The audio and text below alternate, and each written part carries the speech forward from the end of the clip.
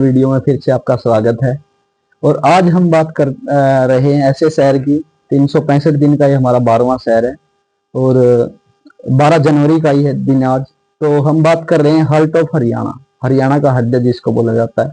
आप समझ ही चुके होंगे, जींद डिस्ट्रिक्ट की आज हम बात कर रहे हैं, जिसका पुराना नाम जयंतपुरी के नाम से जाना जाता था। पहले जयंतपुरी के नाम से क्यों जाना जाता था, इसके पीछे भी कुछ रीजन रहा है, कुछ कारण रहे हैं। वो हमारा कारण है महाभारत काल का ही वो रीजन रहा है। अपनी महाभारत की लड़ाई से पहले जींद में ही इंद्र देवता की पूजा की थी और उसके बाद उन्होंने जीत के बाद, जब वो जीत के जींद में आए थे, तो उन्होंने जयंती, जो इंद्र की पुत्री थी, जयंती देवी के नाम से मंदिर बनवाया था और उसके नाम पे ही जयंतपुरी हमारा जींद का नाम पड़ा हुआ था, जो बाद में रखा गया जयंतपुरी। पांडवों के शासनकाल से ही, या हम बोल सकते हैं महाभारत काल से ही, जींद का नाम जयंतपुरी था। उसके बाद हम बात करते हैं जयंतपुरी की जो बात थी, वो जो हमारी बातें सारी महाभारत के काल से हुई, वो हमारी पांडु पिंडारा गांव में हुई, जो जींद से करीब 5 किलोमीटर दूरी पर ही पड़ता है। जींद शहर के अब अर्बन एरिया में ही वो पहुंच चुका है। अर्बनीकरण जो जींद का हुआ है, चाहे वो बस स्टैंड की हमारी नई बात हो, तो जींद और पांडु पिंडारा में अब कोई अंतर नहीं रहा। वो पुराने टाइम में जो हमारा पुराना समय था उसमें होता था। तो पिंडारा जो हमारा गांव था, पांडु पिंडारा, उन्होंने बाद में पांडु पिंडारा तीर्थ बनवाया और वहां पर हमारा धार्मिक कर्मकांड की चाहे वो बात हो, चाहे वो पिंड की बात हो, तो ऐसी हमारी गतिविधियां पांडु पिंडारा में चलती हैं। दूसरी जो बात थी, पांडवों के जीतने के बाद उन्होंने 14 साल तक वहां पर जो अमावस्या होती थी, सोमवती अमावस्या हम जिसको बोलते हैं, सोमवार की अमावस बोलते हैं, तो उसके लिए पांडवों ने वहां पर 14 साल तक उसका इंतजार किया था। उसके बाद पिंड का जो हमारा दान होता था वो पांडवों ने करवाया। और उसके महाभारत काल के बाद की अगर हम बात करते हैं तो 1775 ईस्वी की बात है, जब हमारे जींद के राजा हुआ करते थे गजपत सिंह जी, तो उन्होंने जींद में किले का निर्माण करवाया था। और अगर उसके बाद की भी हम आगे बात करते हैं, वैसे तो बहुत ही ऐतिहासिक शहर रहा जींद भी हमारा। उसके बाद की हम बात करते हैं 1822 की, तो संगत सिंह जी जो हमारे जींद की राजधानी, उन्होंने संगरूर को बनाया था। पूरा जो हरियाणा पंजाब का एरिया था उसमें जींद हमारा एक रियासत हुआ करती थी पुरानी, पटियाला रियासत थी, जींद रियासत थी, तो जींद की राजधानी उन्होंने संगरूर को बनाया था। बाद में हमारे जींद का जो एरिया था उसको पंजाब के पटियाला जिले में ही, पटियाला रियासत में ही मिला दिया गया था।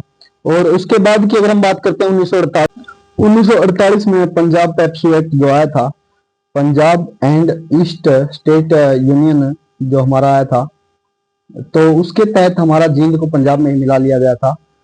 बाद में सन 1966 में हरियाणा पंजाब का जो अलग हुआ, दोनों को अलग किया गया, तो हमारा जींद था जो हरियाणा के क्षेत्र में चला गया था, जिसमें हमारी मातृभाषा हम बोल सकते हैं हिंदी, और उसके साथ साथ हमारी क्षेत्रीय भाषा हरियाणवी का प्रयोग किया जाता है।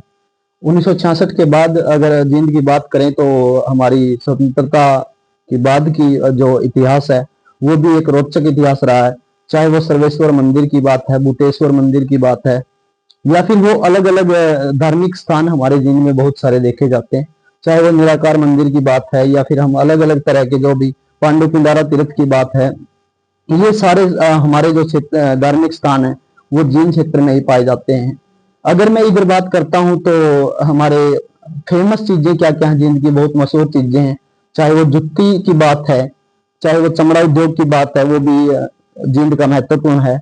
बूरा हम बात कर सकते हैं, बूरा भी जींद का बड़ा महत्वपूर्ण है। जींद एक अलग क्षेत्र, हार्ट ऑफ हरियाणा इसको इसलिए बोला जाता है कि सबसे पुराना शहर है। और चाहे वो 1947 के आंदोलन की बात है, 1857 की क्रांति की बात है, तो बहुत पुराना शहर हमारा ये बसा हुआ है। उसके बाद अगर हम बात करते हैं शिक्षा के क्षेत्र में हमारा जींद का काफी अग्रसर योगदान है। चाहे वो चौधरी रणबीर सिंह यूनिवर्सिटी की बात है, या फिर अन्य जो हमारे कॉलेजेज हैं, गवर्नमेंट कॉलेज, पीजी कॉलेज की बात है, या फिर हम बात कर सकते हैं जाट संस्थान। चाहे वो जींद के क्षेत्र की जनसंख्या की बात है तो 5 लाख की जनसंख्या वाला ये शहर हमारा बहुत ही छोटा और अच्छा, मैं इसको बोल सकता हूँ, सुंदर शहर बोल सकता हूँ। दूसरी अगर हम बात करते हैं जनसंख्या की, तो हिंदू जनसंख्या यहाँ पर करीब 95%, 95% हिंदू जनसंख्या है। 2 पॉइंट कुछ परसेंट हमारी मुस्लिम जनसंख्या देखी जा सकती है। अन्य सभी धर्मों के लोग यहाँ पर निवास करते हैं और सभी धर्मों के यहाँ पर अपने धार्मिक स्थान भी बनाए गए हैं अलग अलग तरह से, चाहे वो मुस्लिम धर्म की बात है या हिंदू धर्म की बात है या हमारी सिख धर्म की बात है। राजनीति की अगर हम बात करते हैं जींद क्षेत्र की, तो जींद में हमारे 3 लोकसभा क्षेत्र जो हमारा देखा जा सकता है। सरसा लोकसभा हमारा नरवाना क्षेत्र वहां से देखा जा सकता है।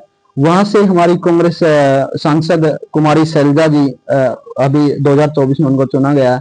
दूसरी अगर हम बात करते हैं हिसार क्षेत्र की, चाहे वो उचाना विधानसभा क्षेत्र हो, तो ये हमारा हिसार क्षेत्र में आता है लोकसभा क्षेत्र में, जिस जहां से हमारे भाई जयप्रकाश जी जेपी को 2024 में जनता के द्वारा चुना गया। अगर कुछ हम जींद के क्षेत्र की लोकसभा सोनीपत की बात करते हैं क्षेत्र की, तो सोनीपत से भी हमारे सतपाल ब्रह्मचारी जी जिनको 2024 में सांसद चुना गया, वो भी कांग्रेस सांसद हैं। तो ये हमारा जींद का एक अच्छी बात है, मनोरंजक बात है कि तीनों लोकसभा क्षेत्र जो हमारी हैं वो कांग्रेस के प्रत्याशी, कांग्रेस के उम्मीदवार हमारे वहां से विजयी हुए हैं।